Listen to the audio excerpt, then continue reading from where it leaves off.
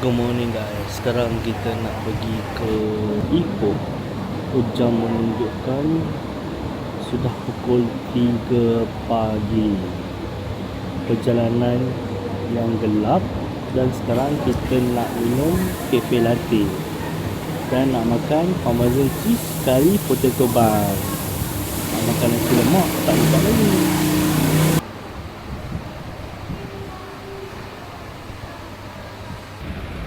Okay guys, sekarang jam telah menunjukkan 4.17 pagi.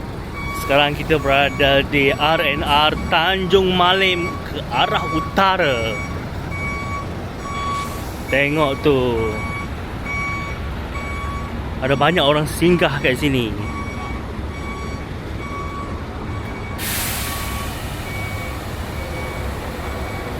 Okay guys, kita tengok kat sini ada banyak lori, ada banyak van, banyak kereta yang singgah di RNR ni.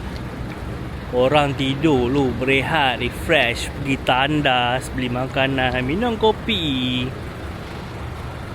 Dan tengok apa yang saya dapat kat sini.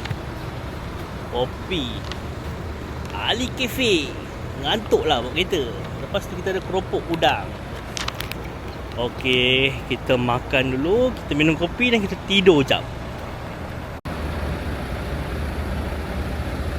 Tengok tu, banyak orang berhenti di sini.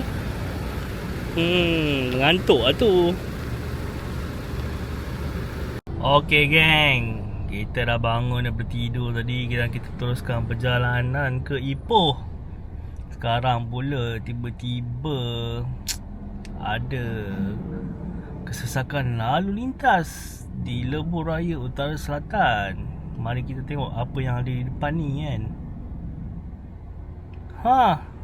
Jam pula.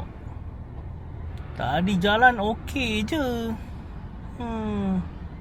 Nampak lori di kiri saya ni pun perlahan.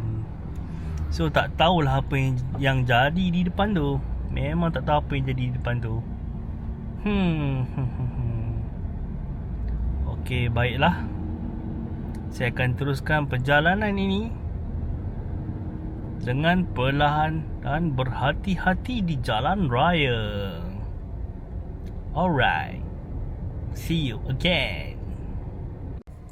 Okey guys, sekarang kita dah sampai di Ipoh, Taman Anda. Kita berada di traffic light. Kita kena tunggu kat sini. Dan kan, selepas itu tadi ada satu geng lah kereta, pakai kereta Saga lama. Dia nak bateri kong, suruh jump start. Kita jump start lah, kita corner sekali. Tanya dia, ada kick starter ke? Dia kata ada. Kita buka lah bonet depan kita. Lepas tu jam. Kereta ada boleh jalan. Tapi bateri Amron warna hijau pula tu. Dia kata nak pergi Penang. Jauh lagi perjalanan.